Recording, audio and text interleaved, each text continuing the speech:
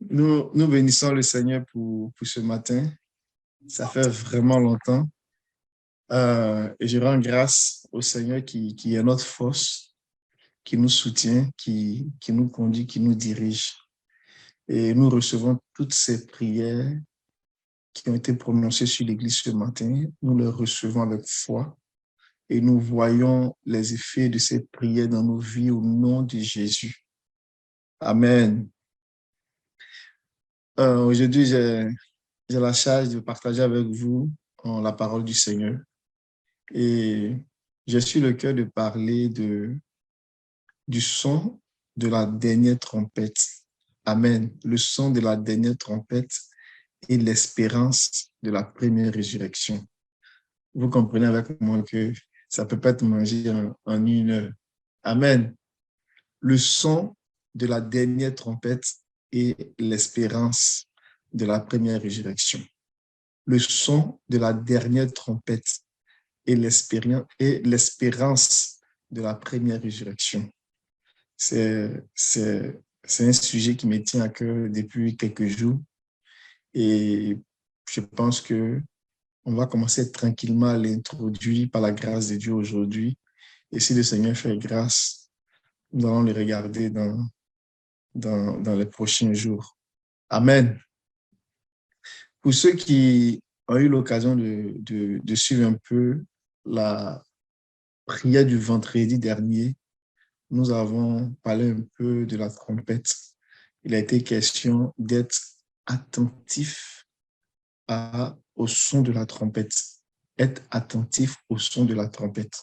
On a dit beaucoup de choses et ceux qui n'ont pas encore eu l'occasion de l'écouter, vous pouvez l'écouter. Ça va vous aider à faire des liens parce qu'on ne pourra pas revenir sur tous les éléments ici.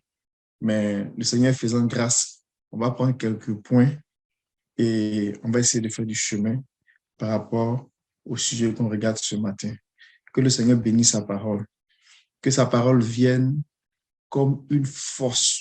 Que sa parole vienne comme une puissance pour venir nous introduire de façon concrète aux vérités qu'il a préparées pour l'Église, qu'on puisse les expérimenter, qu'on puisse les vivre. Alléluia. Qu'on puisse les chanter.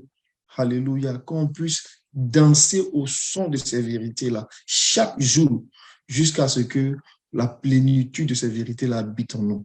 Amen. Pourquoi le son de la dernière trompette? Pourquoi le son de la dernière trompette? Et comment on fait le lien entre le son de la dernière trompette et l'espérance de la première résurrection? Il y a des choses qui appartiennent à la trompette. Je vais dire, il y a des doctrines, des enseignements qu'il faut comprendre en ce qui concerne le son des trompettes. Et comment ces doctrines-là mettent en évidence, révèlent l'espérance de l'Église, du croyant, de participer à la première résurrection. Parce que la première résurrection, en fait, c'est participer à l'espérance de la gloire. La première résurrection, c'est participer, en fait, à la nature divine, de devenir semblable à lui. Là. Le Seigneur a comme attaché les réalités de devenir semblable à lui. Il a renfermé ça dans la première résurrection. C'est pour cela que c'est un rang d'honneur que de participer à la première résurrection.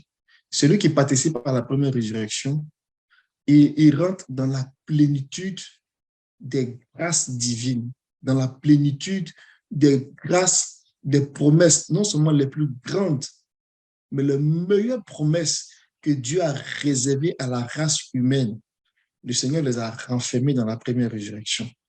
Donc, participer à la première résurrection, c'est participer à la gloire, à la plus grande gloire que Dieu réserve à la race humaine. Alléluia. Alléluia. C'est vraiment merveilleux. Et donc, autour de ça, il y a une façon de rentrer. Il y a une manière de rentrer. Et l'enseignement sur les trompettes, l'enseignement sur le son des trompettes nous aide à apprécier comment la porte s'ouvre et comment on participe et comment on se réjouit de cette expérience-là, de participer à la première résurrection et comment on répond pour s'approcher jusqu'à venir toucher, à l'expérimenter. C'est vraiment glorieux. On va lire un verset de base, enfin un verset qui va nous permettre tranquillement de rentrer dans le sujet. Si nous prenons le livre de 1 Corinthiens, chapitre 15, on n'a pas l'avantage aujourd'hui d'afficher à l'écran. Donc, je vais faire au fur et à mesure, je vais faire la lecture. Donc, ça peut être peut-être un peu lent ou un peu différent par rapport aux autres fois, mais le Seigneur est fidèle. Amen. Dans 1 Corinthiens 15, je vais lire le verset 51 au verset 52. Il est écrit, j'ai lu la parole du Seigneur. Voici, je vous dis un mystère. Nous ne mourrons pas tous, mais tous nous serons changés. En un instant, en un clin d'œil, à la dernière trompette, à la dernière trompette, la trompette sonnera et les morts ressusciteront incorruptibles et nous serons changés. Amen. Je reprends. Voici, je vous dis un mystère. Nous ne mourrons pas tous, mais tous nous serons changés. En un instant, en un clin d'œil, à la dernière trompette. Vous voyez, en un instant, en un clin d'œil, à la dernière trompette, c'est là que ça va se produire. C'est là que le mystère va se produire. Amen. Et il dit, lorsque le mystère va se produire, la trompette sonnera. Les morts ressusciteront incorruptibles et nous serons changés. Quand on lit ce verset-là, la première chose qui monte sur le cœur des gens, ils voient le clin d'œil, les yeux qui clignotent là, et puis ils disent que tout se fait tac, tac, tac, tac, et en une fraction de seconde, tout ce qui est dit ici là s'accomplit. Allons-y dans le livre de Apocalypse, chapitre 10, le verset 7. Je vais lire peut-être un peu plus haut, à partir du verset 5 jusqu'au verset 7. Suivez-moi très bien. Il est écrit, et l'ange que je voyais debout sur la mer et sur la terre leva sa main droite vers le ciel. Verset 6. Et jura par celui qui vit au siècle des siècles, qui a créé le ciel et les choses qui y sont, la terre et les choses qui y sont, la mer et les choses qui y sont, et qui n'aurait plus de temps. Verset 7. Mais qu'au jour de la voix du septième ange, quand il sonnera de la trompette, le mystère de Dieu s'accomplirait comme il a annoncé à ses serviteurs les prophètes. Avant d'aller plus loin, on va considérer quelques éléments qui vont nous permettre de faire asseoir des choses. Dans 1 Corinthiens 15, Paul dit, je vais vous dire un mystère.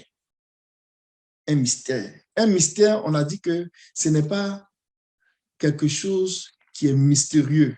Ce n'est pas quelque chose qui fait peur. Un mystère, c'est une vérité du royaume que Dieu a tenu secret, caché pendant des générations, pendant des siècles. Et qu'à un moment donné, il a enlevé le voile. Il a dévoilé ce mystère-là. Donc, quand il est question de mystère, il est question d'une œuvre que Dieu a cachée, mais qui dévoile à un moment donné. Et Paul dit, je ne veux pas que vous soyez des ignorants au sujet d'un mystère, d'une vérité que Dieu a cachée depuis longtemps. Et cette vérité-là, c'est quoi? Il dit que nous serons changés, mais ce n'est pas en désordre, ce n'est pas à n'importe quel moment. Il va se produire quelque chose. Quand la dernière tempête va sonner, nous serons changés. En un clin d'œil. Donc, c'est un mystère, c'est la dernière trompette qui va se produire qui va sonner pour que ce changement-là se produise. Nous savons que les Écritures sont cohérentes. Qu'est-ce que je vais dire? Je vais dire que les 40 auteurs de la Genèse à l'Apocalypse qui ont été inspirés sur une période de 1600 environ, donc 15-16 siècles environ, ils ont été inspirés par l'auteur lui-même, par l'Esprit, par le Saint-Esprit. Ce qui fait que quelqu'un qui est né au début, je prends l'exemple de Abel, que le Seigneur cite comme le premier prophète.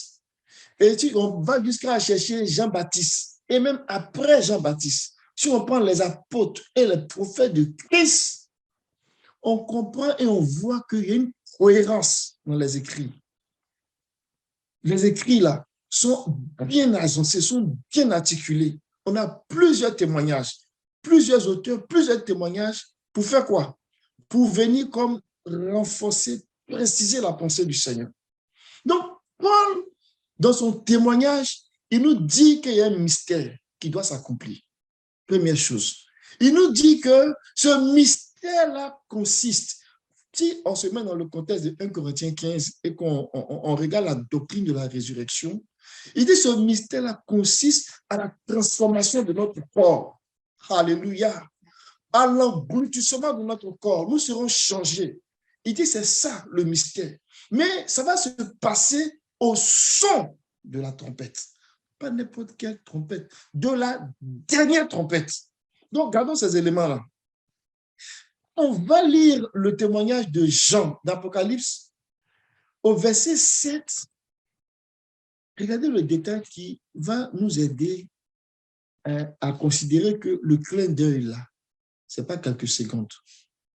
Il dit, on n'arrive pas à afficher, sinon on va le regarder ensemble. Mais vous avez vos Bibles, je suppose, ouvertes sur vos yeux. Regardez, il dit, mais qu'au jour de la voix du 7e ange, quand il sonnera de la trompette, le mystère de Dieu s'accomplirait comme il a annoncé à ses serviteurs, les prophètes. Ici, il ne dit pas au jour au singulier. Il dit au jour au pluriel. Ça, c'est un détail qui est très important. Qu'est-ce que ça veut dire? Ça veut dire que le 7e ange qui va sonner de la trompette, ce 7e ange-là, quand il sonnera de la trompette, il va sonner la trompette sur plusieurs jours. J'entends un esprit perspicace en train de me dire, mais frère Alain, comment tu sais que ce que Paul a dit là, si on fait une identification, est-ce que ça, comment tu sais que ce que Paul a dit, ça correspond à ce que Jean a dit? Est-ce que la dernière trompette de Paul là, ça correspond à la trompette que tient le 7e ange? C'est une question pertinente. Alléluia. Parce que si la dernière trompette de Paul correspond à la trompette du 7e ange, ça veut dire que lorsque la trompette va sonner, cela va se faire sur plusieurs jours. Et si ça se fait sur plusieurs jours, ça veut dire que en un clin d'œil, ce n'est pas en une seconde, ce n'est pas en quelques minutes, mais ça sera sur une période, ça sera sur plusieurs jours. Amen. Et ça, c'est quelque chose que nous allons établir et nous pouvons déjà dire cette vérité-là, que la 7e, c'est vrai qu'il y a 7 trompettes, mais le chiffre 7, ça vient dire ici que la trompette qui est en train d'être sonnée vient comme accomplir tout le travail que Dieu a commencé à faire depuis le début. Donc, le 7e ange, il n'y a pas le 8e ange. il y a 7 anges. Et le 7e là, il vient en fait comme annoncer l'accomplissement des choses. Le plus grand des mystères que Dieu a caché, c'est le mystère de l'Église. Et autour de l'Église gravitent plusieurs mystères. Alléluia.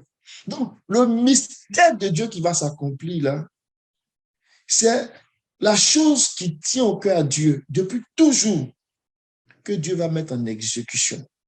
Et à partir de là, on va rentrer dans toutes les promesses qu'il a annoncées depuis le début, depuis Adam, en passant par Abraham, jusqu'à dans le message de l'Évangile.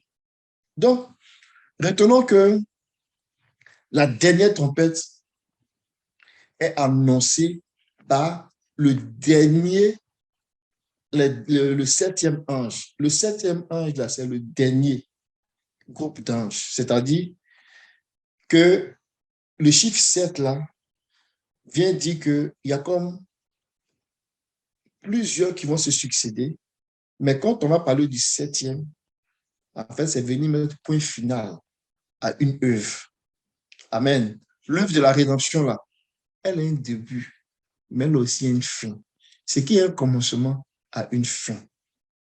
Donc, Paul et Jean parlent d'un même mystère, d'une même réalité. Amen. Donc, ce sujet-là va nous permettre de comprendre le son de la dernière trompette, là, ça consiste en quoi? Et comment ça nous présente l'espérance de participer, l'espérance de vivre, l'espérance de soupirer à la première résurrection. C'est-à-dire à participer à sa gloire. Donc, c'est un sujet qui est vraiment intéressant, mais au-delà d'être intéressant, il met en évidence la structure même de notre espérance. Donc, ce en quoi aujourd'hui nous dédions notre consécration, notre temps-là.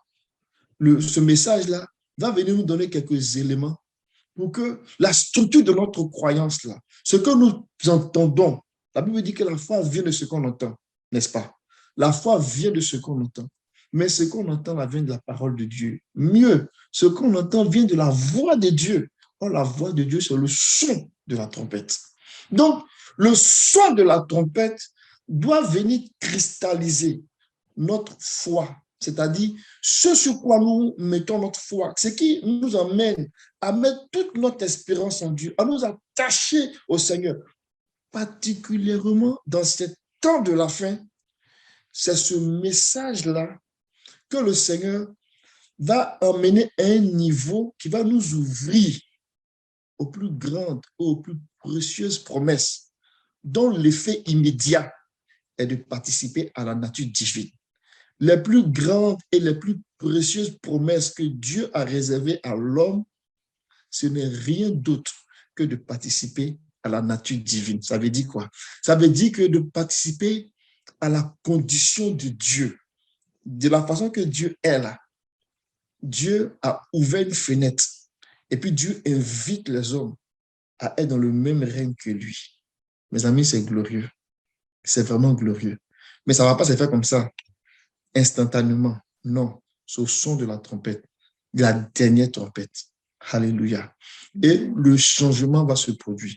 Et nous allons rentrer dans un état divin, où nous allons exprimer la divinité que Dieu a. Alléluia. C'est pour cela que nous bénissons le Seigneur. Nous sommes reconnaissants au Seigneur pour ce qu'il a aimé l'homme. Il a vraiment aimé l'homme. Le Seigneur a aimé l'homme.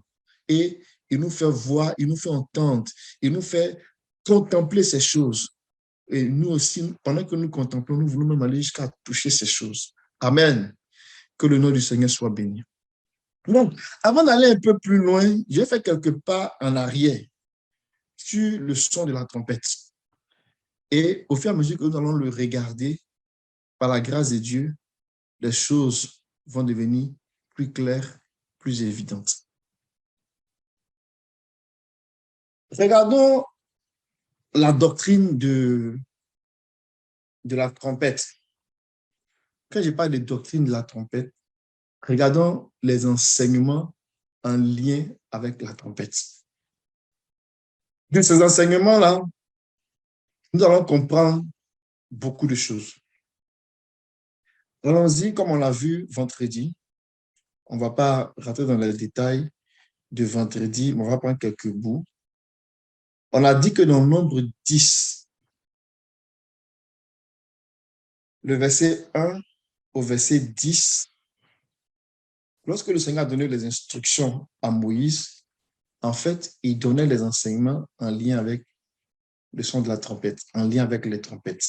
Donc, il donnait la doctrine des trompettes. Ça veut dire quoi? Pour ce qui est de l'usage des trompettes, là, comment vous devez vous prendre? Et alors qu'il donnait l'usage, il donnait la façon d'utiliser la trompette, il donnait le sens, le symbole des trompettes, il parlait seulement à Moïse pour le temps présent, mais il parlait aussi à l'Église qui allait être révélée dans les temps à venir par rapport au temps de Moïse. C'est ça qui fait la beauté de la parole de Dieu. Quand le Seigneur libère une parole, il ne voit pas une seule génération, il voit plusieurs générations, il voit plusieurs peuples, il voit plusieurs personnes. Donc, ce qu'il dit à un moment donné là, ça va jusqu'à toucher plusieurs générations, jusqu'à ce que sa parole rencontre exactement l'accomplissement qu'il s'est fixé. Donc, dans Nombre chapitre 10, le verset 1 à 10, et je vais faire la lecture. L'Éternel parla à Moïse et dit, fais-toi 2 trompettes d'argent. Tu les feras d'argent battu. Elles te serviront pour la convocation de l'assemblée et pour les départs des camps. Quand on en sonnera, toute l'assemblée se réunira auprès de toi, à l'entrée de la tente d'assignation. Si l'on ne sonne que d'une trompette, les princes et les chefs des milliers d'Israël se réuniront auprès de toi. Quand vous sonnerez avec éclat, ceux qui campent de l'Orient partiront. Quand vous sonnerez avec éclat pour la seconde fois, ceux qui campent au midi partiront. On sonnera avec éclat pour leur départ. Le verset 7. Vous sonnerez aussi pour convoquer l'assemblée, mais vous ne sonnerez pas avec éclat. Verset 8. Les fils d'Aaron, les sacrificateurs sonneront des trompettes. Ce sera une loi perpétuelle pour vous et pour vos descendants. Lorsque, dans votre pays, vous irez à la guerre contre l'ennemi qui vous combattra, vous sonnerez des trompettes avec éclat et vous serez présent au souvenir de l'Éternel, votre Dieu, et vous serez délivrés de tous vos ennemis. Dans vos jours de joie, dans vos jours de fête, dans vos nouvelles lunes, vous sonnerez des trompettes en offrant vos holocaustes et vos sacrifices d'action de grâce, et elles vous mettront en souvenir devant votre Dieu. Je suis l'Éternel, votre Dieu. Amen. De ces 10 versets-là, prenons 5 points d'intérêt, 5 points principaux qui vont nous donner 5 éléments en lien avec la doctrine des trompettes. Le verset 2 nous dit que lorsque Moïse va fabriquer les trompettes, il faut que les trompettes là soient fabriquées en argent battu. Amen. On sait que quelques temps avant, il a donné des recommandations sur le tabernacle. Et quand on bâtissait, quand on construisait le tabernacle, on avait fait usage de certains métaux. Par exemple, les reins. Dans certaines versions, les reins, c'est donné comme l'équivalent du cuivre. Et ils avaient utilisé aussi de l'or. Mais ici, le Seigneur vient et dit, quand tu vas faire les trompettes, là, il faut que tu les fasses en trompettes d'argent. Mais il pouvait demander de les mettre en or ou bien de les faire en airain. Mais il a choisi l'argent. Il y a une signification à cela. Donc, la première chose qu'on doit retenir en ce qui concerne les trompettes, c'est que les trompettes sont fabriquées en argent. Ça veut dire quoi? L'argent symbolise la rédemption. Et donc, quand on parle de trompettes, le son des trompettes, on est en train de dire que Ce sont des messages que le Seigneur va nous donner en lien avec la rédemption de l'homme, en lien avec la rédemption de la race humaine. Donc, à chaque fois qu'il sera question de son de trompette, ce n'est pas des activités dispersées, c'est des activités qui vont s'inscrire dans l'œuvre de la rédemption. C'est vraiment important. Deuxième chose que je veux qu'on retienne là-dessus, c'est que on lit le verset 3, on va lire le verset 7, par exemple. Ça nous parle du fait que, avec le son de la trompette, là, on vient convoquer les assemblées. On convoque le peuple. On annonce des rassemblements et on annonce aussi des départs. Ça veut dire quoi? On connaît l'histoire du peuple d'Israël. La Bible dit que dans le livre de Nombre 33, le parcours depuis l'Égypte jusqu'au pays, jusqu'à la terre promise, s'est fait en 42 lieux de repos, 42 lieux de stationnement, 42 campements. Ça veut dire quoi? Ça veut dire que si on compte tous les temps de repos qu'ils ont eu là, ils ont eu des repos, ils ont eu 42 repos. Donc, à chaque fois qu'on devait se rassembler pour se reposer, il fallait entendre le son de la trompette. Donc, s'il n'y a pas de son de trompette, le peuple ne peut pas se rassembler. Et s'il n'y a pas de son de trompette, le peuple ne peut pas se lever pour partir. Donc, le son de la trompette était nécessaire pour dire à quel moment le peuple se rassemble, pour que Dieu donne les instructions et que le peuple soit au repos, et à quel moment le peuple se lève pour prendre la route, pour poursuivre son chemin jusque dans le pays. Ce sont les vérités du royaume, des instructions du royaume d'Israël. En ce moment, le peuple d'Israël, c'est un royaume. Donc, c'est l'église de l'Ancien Testament. Donc, les vérités qu'on avait dans l'église de l'Ancien Testament, on les a dans l'église du Nouveau Testament. Ça veut dire aussi que dans la réalité du Nouveau Testament, s'il n'y a pas un son de trompette, le peuple ne peut pas se rassembler. Vous voyez, on est dispersé partout dans le monde. Mais de quelle manière on va sonner pour que ceux qui sont au Canada sachent qu'on se rassemble? Ceux qui sont en France, en Asie, ils comprennent que c'est le départ. Qui va sonner? Et comment ça va sonner? Et puis, comment on va entendre? C'est là que nous faisons appel à l'intelligence de la grâce, l'intelligence que l'Esprit donne. Pour comprendre qu'il y a un son qui a sonné pour l'Église de l'Ancien Testament, évidemment, il y aura aussi un son qui va sonner pour l'Église du Nouveau Testament. Mais l'Église du Nouveau Testament, ce n'est pas un son physique comme ça l'a été dans l'Ancien Testament. Et donc, si ce n'est pas un son physique qui rassemble l'Église et qui donne le mouvement, ce n'est pas la dernière trompette qui sera un son physique. Vous me suivez? La dernière trompette, là, ce n'est pas un son physique. C'est un message qui va donner d'entrer dans la pensée du Seigneur. Troisième instruction, c'est que on peut le voir au verset 10, que la troisième instruction que je veux qu'on retienne ici, la troisième vérité, c'est que quand la trompette sonne, ça annonce des saisons. Ça annonce que c'est une nouvelle lune. Ça annonce que c'est une fête. On va le voir tantôt, particulièrement lorsqu'on parle de cette fête de l'Éternel. Quand la trompette sonne, ça annonce un nouveau paradigme. Amen. Si ça a été vrai pour l'Église de l'Ancien Testament, c'est aussi vrai pour l'Église du Nouveau Testament. Quatrième vérité que je veux qu'on retienne, c'est que le son de la trompette comme instrument, ça nous aide à faire les guerres. La trompette nous aide à faire les guerres. Alléluia. Il y a un livre qu'on appelle le livre des guerres de l'Éternel. Dieu est un guerrier. Le Seigneur est un guerrier. Le Seigneur est un guerrier. Le Seigneur est notre vaillant guerrier. Il nous défend donc nos guerres. Alléluia. Puisque Israël était en guerre, l'esclavage, c'était une guerre. Il souffrait. Mais celui qui dominait tout le temps, qui avait la victoire sur eux, c'était Pharaon.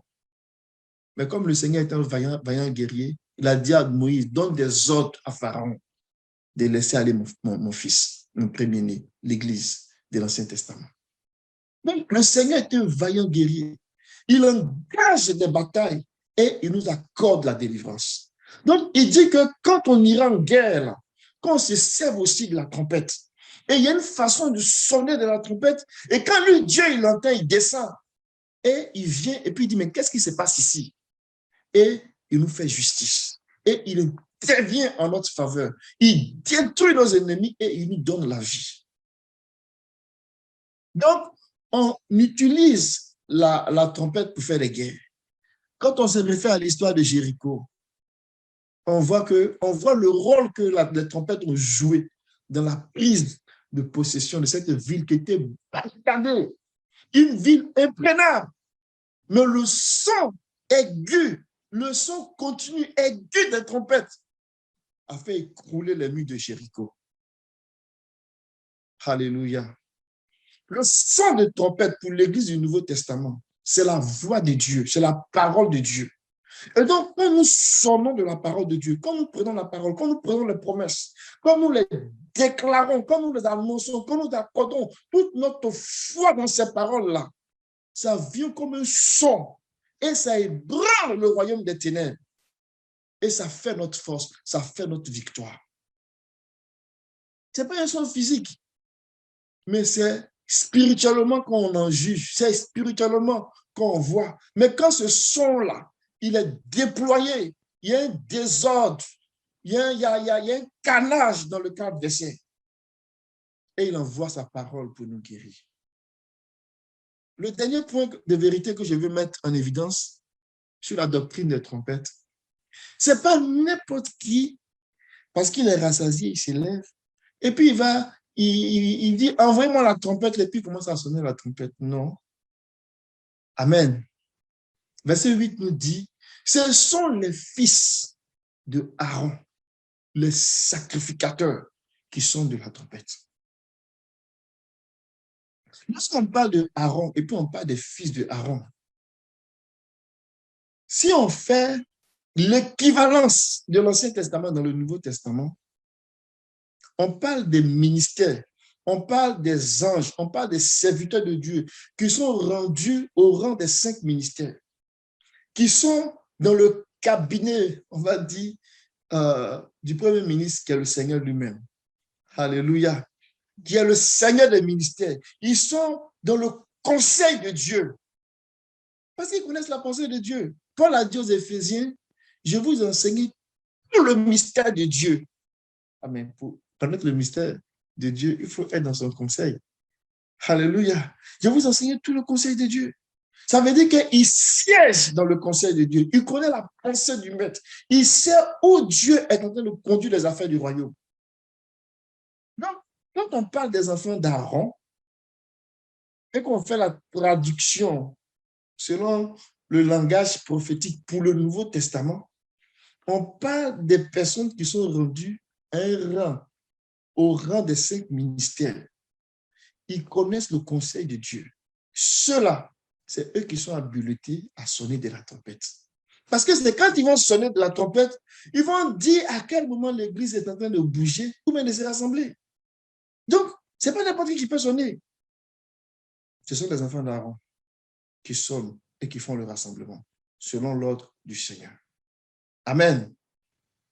Donc, vous voyez, ce sont des instructions d'apparence simples que le Seigneur a donné à Moïse au sujet des trompettes, mais quand on les regarde, on voit que ça devait être observé de génération en génération. Ça veut dire quoi? Leur réalité même devait venir trouver l'Église. Tout ce qui est dans l'Ancien Testament, tous les détails que le Seigneur a donnés à Moïse sont l'ombre des choses qui sont en Christ en fait. La Bible dit que la loi, là, c'est l'ombre des choses. Mais la réalité est en Christ. Ça veut dire que ce que Moïse a donné, Dieu a donné ça à Moïse dans une certaine perspective, avec des images et des symboles. Mais derrière ces images et ces symboles-là, ce sont des vérités du royaume qu'on retrouve en Christ, des réalités de vie conformes au projet de Dieu qu'on retrouve en Christ. Et donc, l'esprit de la prophétie, l'esprit du Seigneur qui nous enseigne la profondeur de Dieu vient comme enlever le voile. Et puis, on comprend ce que Dieu est en train de dire à Moïse. Mais que eux autres, ils comprenaient, mais jusqu'à un certain niveau. Pourquoi? Parce que c'est lui qui devait venir ouvrir l'intelligence pour nous montrer la réalité de ces choses-là n'était pas encore venu. Le Seigneur lui-même. C'est pour cela que lorsque la Bible dit que le Seigneur est venu dans les jours de sa chair, du point de vue de Dieu, c'était l'événement, l'un des événements les plus importants pour la race humaine. Pourquoi? Parce que quand le Seigneur est venu dans les jours de sa chair, il venait en fait pour introduire la révélation de tout ce qui a été donné comme des mystères avant lui. Et c'est pour cela que nous nous réjouissons. Parce que sa venue a commencé à dévoiler ces mystères. Nous allons jusqu'à la plénitude du dévoilement, jusqu'à l'accomplissement de ces choses-là. Que le nom du Seigneur soit béni. Donc, vous voyez que si on est assis dans la doctrine de la trompette, ou bien dans la doctrine du son des trompettes, le diable ne va pas nous séduire avec des enseignements ou bien des doctrines trompeuses au sujet de notre espérance en ce qui concerne le mystère dont parle Paul, les mystères dont parle Jean. Que le Seigneur nous aide. Amen. Je veux qu'on regarde encore un aspect en lien avec le fait que le son de la trompette, là, c'était utilisé pour annoncer des saisons, pour annoncer des fêtes, pour déclarer, pour proclamer des fêtes. Allons-y dans le livre de Lévitique. Lévitique 23. Je ne vais pas m'étendre sur l'aspect des fêtes là, mais je vais donner un petit détail qui va permettre de faire asseoir le point que je veux amener. Dans Lévitique 23, je vous le donne comme exercice. Je sais que vous connaissez ces choses. Réalisez-le. Et là, il est question de 7 fêtes, les fêtes annuelles, les 7 fêtes annuelles de l'Éternel. Alléluia. C'est un calendrier que Dieu a donné aux enfants d'Israël. Et dans ce calendrier-là, il est vraiment particulier. Il est différent du calendrier des hommes. Dans le calendrier de Dieu, il y a 7 mois. Nous, dans notre calendrier, il y a 12 mois. Amen. Dans le calendrier de Dieu, il y a 7 mois.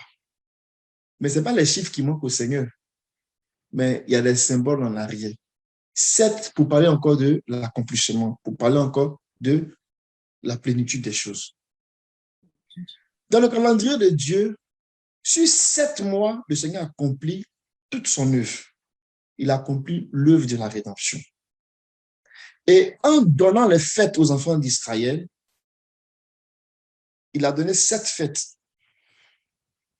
pour lesquelles on voit les précisions. Pour certaines fêtes, c'est précis à la date ou le mois.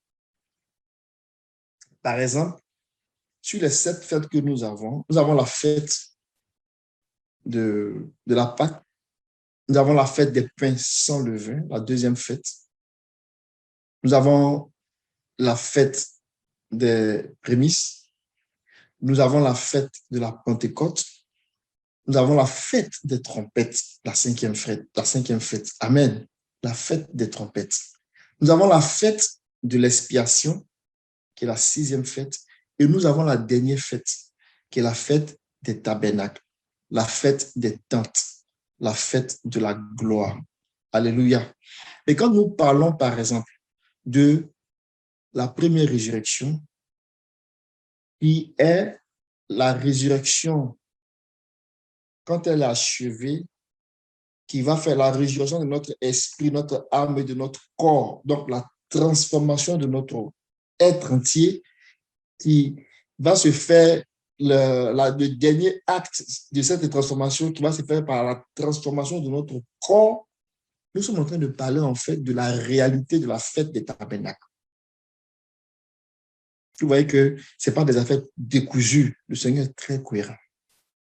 Dans le premier mois, on a la fête de la Pâque, on a la fête des pains sans levain. Et dépendamment des dates qui sont faites, parce que tout n'est pas précis, on a la fête des prémices. Le dernier groupe de fêtes, il va se faire au 7e mois, c'est-à-dire la fête des trompettes, la fête de l'expiation et la fête des tabernacles va se faire au 7e mois. Le premier jour du 7e mois, on aura la fête des trompettes. Le 10e du 7e mois, on aura la fête de l'expiation. Et le 15e du 7e mois, on aura la fête des tabernacles. Quand les deux groupes, les 3 premières fêtes et les 3 dernières fêtes, là, on a la fête de la Pentecôte qui aura lieu dépendamment de comment les calculs sont faits lorsqu'on fait la fête des prémices. Mais le point que je veux amener en lien ici avec le fait que les fêtes sont présentées, sont introduites, sont annoncées par un son de trompette. C'est dans Lévitique. On va lire le verset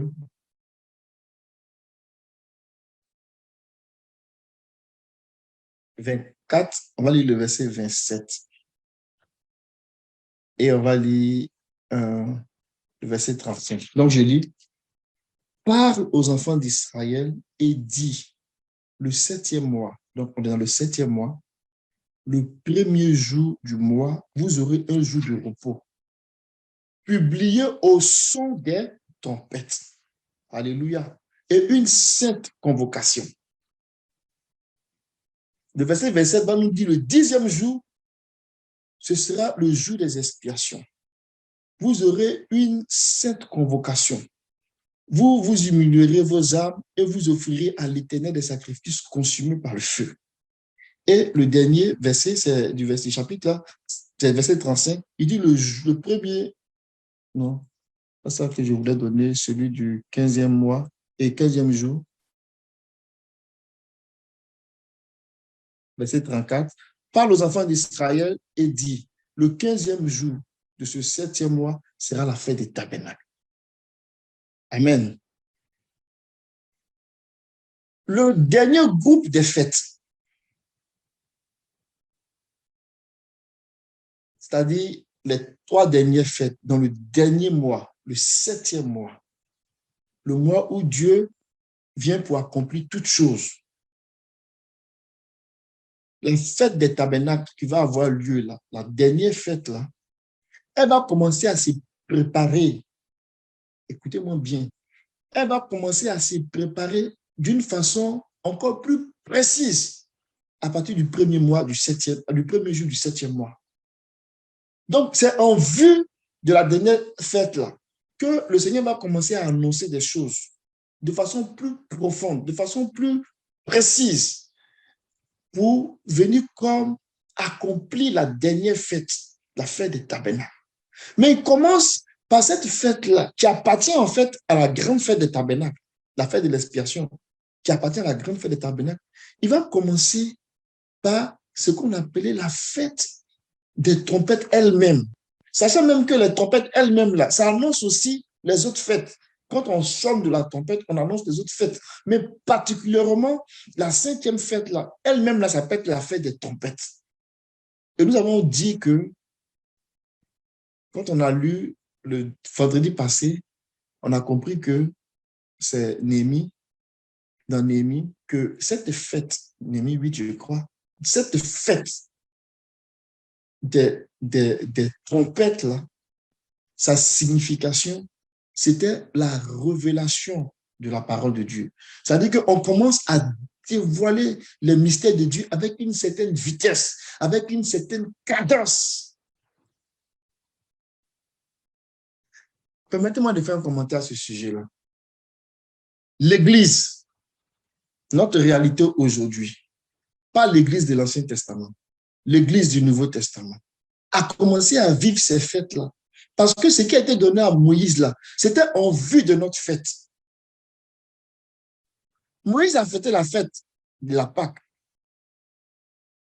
Mais c'était pourquoi? C'était pour assurer la délivrance de l'oppression, la délivrance même de la puissance de l'esclavage. Et on voit comment le Seigneur a délivré les enfants d'Israël. Mais nous aussi, l'Église, on a fêté cette Pâque-là. Alléluia, on a fêté cette Pâque-là. On a une image de la fête de Pentecôte, le jour où le Seigneur a commencé à donner la loi à Moïse. On a vu comment la puissance de Dieu est venue sur le peuple dans une épaisse nuée. La de Dieu est descendu, Moïse a reçu les tables de l'Alliance. C'était une image de la fête de la Pentecôte. Au temps de l'Église de l'Ancien Testament. Mais dans l'Église du Nouveau Testament, on a vu aussi que dans le livre des Actes, cette fête de Pentecôte-là a été fêtée comme par hasard. Ce n'est pas un hasard. Le Seigneur a voulu que la fête de la Pentecôte coïncide avec le moment où l'Esprit est donné à l'Église. Donc, l'Église du Nouveau Testament a vécu aussi cette fête-là. Moïse, quand il avait les prescriptions, il devait les faire chaque année. D'année en année, les répéter. Mais pourquoi il devait les répéter? Il devait les répéter pour annoncer que c'est ça que je vais faire. C'est ça que je vais faire. Moïse et le peuple, faites-le, refaites-le chaque année parce que c'est ça que je vais faire. Jusqu'à ce que Christ arrive. Et la Bible dit que Christ est notre Pâque. Donc, dès l'instant que Christ vient et puis de notre Pâque, les Écritures déclarent avec force et puissance qu'il est venu accomplir la loi.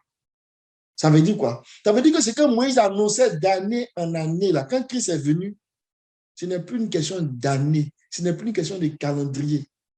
Mais aujourd'hui, il y a des gens, quand c'est la Pâque, le calendrier d'aujourd'hui, ils sont attachés à ça, mais ils ne sont pas attachés à la vérité que Christ est venu apporter. La vérité que Christ apporte avec notre Pâque, là, de la même façon que Pharaon, le Satan, tenait les enfants d'Israël en captivité et que lui, il est intervenu par le sang et il a brisé le lien de l'esclavage pour libérer le peuple d'Israël. Tout homme, depuis que le Seigneur est venu dans le jour de sa chair, rentre dans cette réalité-là en invoquant le sang de Jésus. Donc, ce n'est plus de courir un certain avril, chercher à faire forcément une fête, et puis tu vas dire que non, tu as fait ça, puis Dieu est content. Non. Tu peux, depuis que Jésus est venu là, tu peux continuer à t'habiller, à faire les fêtes, à faire tout ce que tu fais. Souvent, mais il y a des gens même là, quand c'est fête des moissons, ils vont aller récolter, ils vont venir danser dans l'église, ils vont porter les pagnes, ils vont faire des trucs. Tout ça là, c'est la chair. Tout ça là, Dieu a fini avec ça en fait. C'est la réalité de ces choses que Christ a apporté là, qui est maintenant pour Dieu un sujet d'intérêt. Et donc, nous sommes sortis d'un calendrier, on va dire charnel, et nous sommes rentrés dans la réalité de ces choses. Mais la bonne nouvelle, c'est que la fête de la Pâque a eu lieu. La fête de la Pentecôte a eu lieu. Mais la fête des tabernacles n'a pas encore eu lieu pour l'Église. Ce que nous sommes en train de dire, c'est que Dieu est en train de préparer l'Église pour la fête des tabernacles, pour la réalité de la fête des tabernacles. Et ça se concrétise, ça se matérialise par la transformation de notre corps. Donc, quand on comprend ça et qu'on regarde le travail que Dieu faisait avec Moïse, on prend ces vérités-là et puis on dit gloire à Dieu.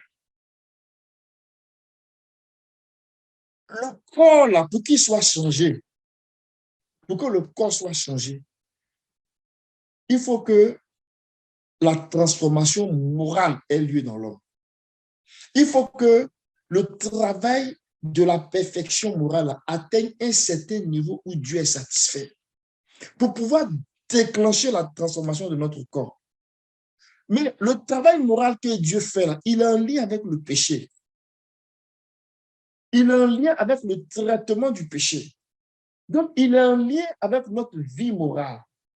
Mais pour que ce travail-là soit fait aussi, il a un lien avec la révélation de la parole de Dieu. Donc, la parole vient comme une grande lumière. Alléluia. La parole de Dieu vient comme une grande lumière, même comme un feu. Pour qu'ensuite, ça vienne comme pour détruire la racine du péché. Donc, Dieu va établir la révélation de la parole de Dieu. Il va établir notre perfection morale jusqu'à un point où il est satisfait et il va nous introduire dans la transformation littérale de notre corps.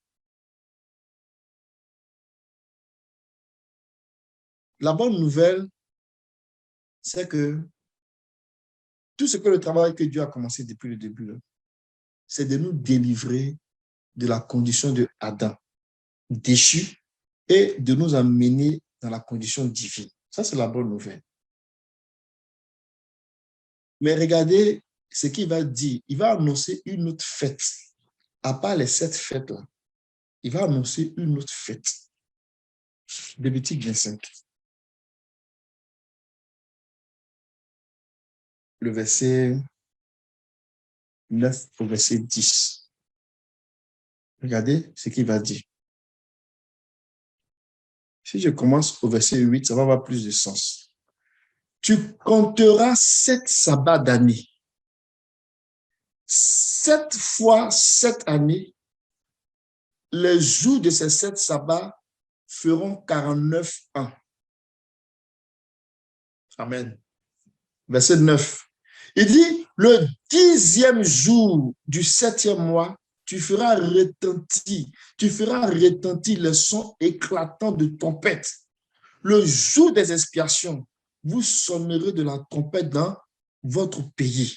Verset 10. Il dit, vous sanctifierez la 50e année, vous publierez la liberté dans le pays pour tous ses habitants. Ce sera pour vous le jubilé. Alléluia. Chacun de vous retournera dans sa propriété et chacun de vous retournera dans sa maison. Alléluia. Alléluia. Il y avait des fêtes annuelles. Mais le Seigneur va mettre un point d'honneur à une fête là, une grande fête qui était une image d'une fête que lui-même allait venir annoncer. C'est ça qu'on appelle la fête du jubilé. Pourquoi c'est une fête? C'est une fête parce que quand le jubilé arrive, mes amis, imaginez-vous qu'on est dans ce temps dans lequel on est là, dans un pays où on est endetté. On a beaucoup de cas de crédit, on a beaucoup de problèmes financiers. On doit à la banque, on doit ci, on doit tel. Et puis, quelqu'un débarque à la télévision dans son programme de campagne et puis vous dit, mes amis, je vous dis, à partir d'aujourd'hui, j'efface toutes vos dettes. Est-ce que vous allez voter pour cet homme-là? Je pense que les gens vont voter pour lui. Parce qu'il vient effacer toutes vos dettes. Et c'est ça que le Seigneur fait avec cette fête-là. Alléluia. C'est une fête où on publie la liberté dans tout le pays. Mais regardez le jour que le Seigneur a choisi pour qu'on publie cela. Il dit, on connaît les sabbats de jour. Dans une semaine, on a 7 jours. Donc, 6 jours de travail et le 7e jour est un jour de repos. Donc, si on se met dans un calendrier normal, là, le samedi est le sabbat, le 7e jour. Donc, on a du lundi au vendredi, on a 6 jours. Le 7e jour, c'est samedi. Là, je me mets dans le contexte un peu des Juifs. C'est vrai que les choses ont changé un peu. Bon, ça, c'est un autre débat. Mais il y a 6 jours de travail et il y a un jour de repos. Donc, dépendamment de la référence, il y a comme le dernier jour, ça peut être samedi, ça peut être dimanche. Mais selon la loi que le Seigneur a donnée aux enfants d'Israël, le sabbat, là, c'est un samedi. Donc, on avait un sabbat de semaine. Ça, on connaît ça. Mais le Seigneur est venu donner un sabbat d'année. Il dit, vous allez travailler pendant 6 ans. La 7e année, là, ça sera un repos.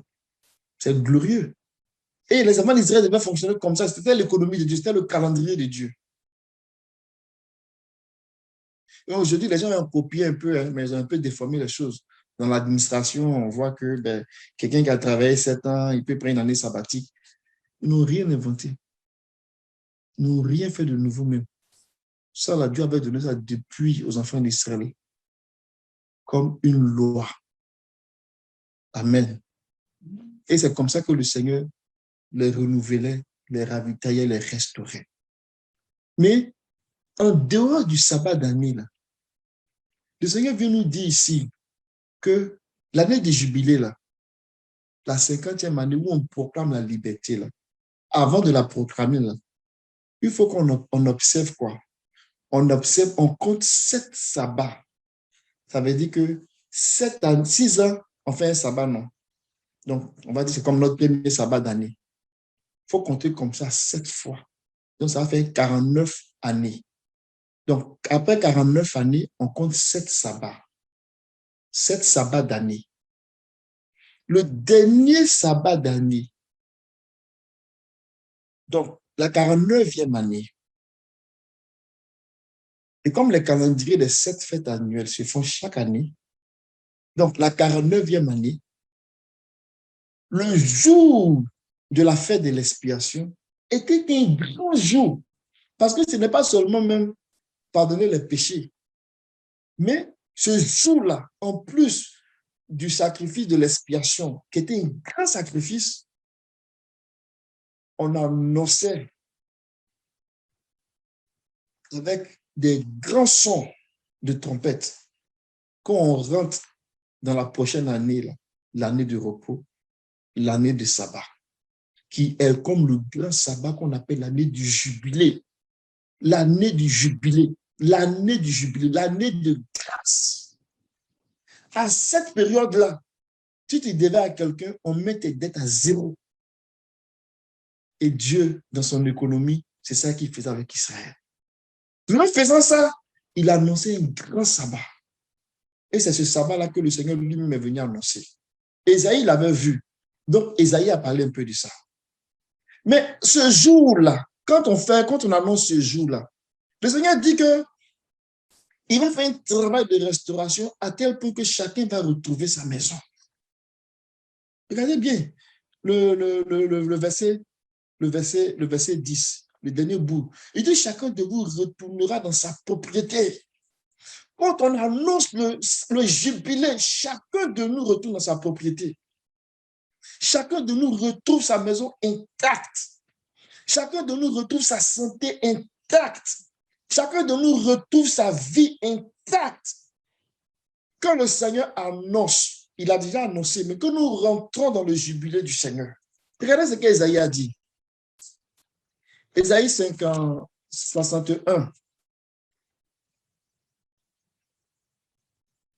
Ce qu'Ésaïe va dire. Ésaïe va dire, l'Esprit du Seigneur, à partir du verset 1, est sur moi, car l'Éternel m'a oint pour porter de bonnes nouvelles aux malheureux. Donc, dans certaines versions, on va parler aux pauvres. Il m'a envoyé pour guérir ceux qui ont le cœur brisé, pour proclamer aux captifs la liberté. L'année de liberté, là, il faut la proclamer. C'est avec un son de tempête. Un son de tempête qui sonne avec éclat, qu'on annonce l'année de liberté. Il faut la proclamer. Il dit, proclamer aux captifs la liberté, aux prisonniers la délivrance, pour publier une année de grâce, un jour de vengeance pour notre Dieu, pour consoler les affligés. Alléluia. Quand on lit jusqu'à la fin, pas à la fin, mais même quand on lit le chapitre jusqu'à la fin, on voit que cette année de grâce que le Seigneur publie, à la fin, c'est pour se prendre un peuple à lui. C'est pour avoir une plantation de sacrificateurs qui est comme des arbres de justice, qu'il va utiliser comme un instrument pour paître les nations. Donc, le Seigneur qui va annoncer, qui par la bouche de Moïse annonçait le jubilé, ce n'était pas seulement faire un jubilé avec les enfants d'Israël, mais c'était le jubilé de l'Église, c'était le jubilé au temps de la grâce. C'est pour cela que quand il est arrivé dans le jour de sa chair, dans son ministère, quand il a commencé son ministère, dans Luc 4, il a lu cette parole-là. Je dis que jusqu'à présent, là, vous avez fait le jubilé à la manière de la chair. Vous avez fait le jubilé d'une façon imparfaite. Vous avez fait le jubilé d'une façon qui n'était pas totalement satisfaisante par rapport à ma pensée. Mais moi, je vais vous annoncer le grand jubilé. Et il dit, au verset 18, « L'Esprit du Seigneur est sur moi parce qu'il m'a honte pour annoncer une bonne nouvelle aux pauvres. » Le pauvre, là, c'est la condition de l'homme. La Bible dit que Dieu, de riche qu'il était, le Seigneur, sa grâce, de riche qu'il était, il s'est fait pauvre. Pourquoi? Par sa pauvreté. Ça veut dire quoi? Par sa mort, par sa souffrance, que nous, on devienne riches. Ça veut dire quoi? Qu'on devienne comme lui. Donc, le Seigneur, il est riche. Mais de riche qu'il était, de condition divine qu'il était, il s'est défait de cette condition-là. Il s'est rendu pauvre. Donc, en prenant la condition de l'homme, et il est venu pour nous annoncer l'année des grâces aux pauvres. Il est venu parmi les pauvres pour annoncer l'année des grâces aux pauvres. Il a pris la condition du pauvre pour parler aux pauvres. Et il dit, vous m'envoyez pour guérir ceux qui ont le cœur brisé. La grâce est ouverte, elle est disponible. Si quelqu'un a le cœur brisé ce matin, qu'il comprenne que l'année des jubilés, ce n'est pas une période et puis ça s'arrête. Depuis que le Seigneur est venu, là, nous sommes rentrés dans l'année des jubilés. Nous sommes rentrés dans la réalité de l'année de jubilé. Donc, la trompette a commencé à sonner avec éclat pour dire que j'apporte la liberté. J'apporte la liberté à tous les hommes. Je mets toutes les dettes à zéro. Je guéris toutes les maladies. Je guéris toutes les occasions. Je guéris tous les cœurs brisés. Je ressuscite même les morts. Je mets les dettes à zéro. S'il y avait des malédictions ancestrales, je les brise. Je déclare une année de grâce. Si on était dans le tourbillon des finances financières, on était pris dans les liens financiers, on était dans le tourbillon, on n'arrive pas à s'en sortir. Il dit, là, celui qui remet nos dettes à zéro, il va trouver la situation pour nous rendre riches. Riches physiquement, mais pour nous rendre aussi riches spirituellement, débordant, découlant, la grâce de Dieu découlant de nous. Alléluia. Le Seigneur est venu pour ça. La condition dans laquelle les enfants d'Israël étaient chez Pharaon, c'était une condition terrible. Il dit, mais je suis l'Éternel qui vient pour te délivrer. Je viens pour te sauver. Je viens pour te racheter. Je viens pour te sortir de ta condition. Amen. Donc, nous voyons que le Seigneur, dans le jour de sa grâce, quand il venait et qu'il annonçait le message, cette proclamation-là, c'était le son de la trompette qui contenait en fait le message de notre rédemption. Donc, les trompettes d'argent, ce sont des trompettes qui mettent en évidence les vérités que le Seigneur montre, les vérités du royaume, qui démontrent l'amour de Dieu pour l'homme. Comment Dieu vient nous chercher, comment Dieu veut nous sauver. Donc, la trompette là, c'est la voix du Fils de Dieu. C'est la voix du Fils de Dieu. La réalité de la trompette pour nous dans le Nouveau Testament, c'est la voix du Fils de Dieu. Donc, quand cette trompette-là sonne, elle sonne pour nos fêtes. Parce qu'elle annonce les périodes de fête. Elle sonne pour notre jubilé, pour notre délivrance. Alléluia. Mais cette délivrance-là, c'est là que nous comprenons. Elle va jusqu'à une délivrance totale. Une délivrance où Dieu nous soustrait de la corruption. Il nous soustrait de la puissance de la mort. Il nous soustrait de l'influence de la mort. Il nous met dans une condition incorruptible, dans une condition immortelle. Mais comment il le fait? C'est le son qui a annoncé la liberté là, C'est un son continu jusqu'à ce que l'œuvre de la rédemption s'achève. Donc, lorsque nous parlons de tempête, ne nous trompons pas. Nous parlons d'un message. Nous parlons du message de la rédemption. Le message qui vient nous sécuriser, qui vient sécuriser notre condition divine, qui vient non seulement nous rendre semblables à lui, mais sécuriser, cristalliser ça. On ne peut plus jamais mourir. C'est le message qui nous rend semblables à lui.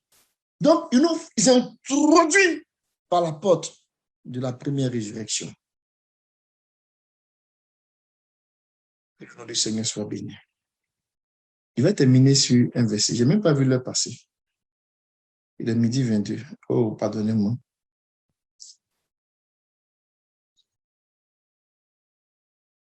Quand on arrive, et j'achève là-dessus, parce que j'ai parlé les 3 quarts, 75% du temps les yeux fermés, donc ils ne voyaient pas l'heure.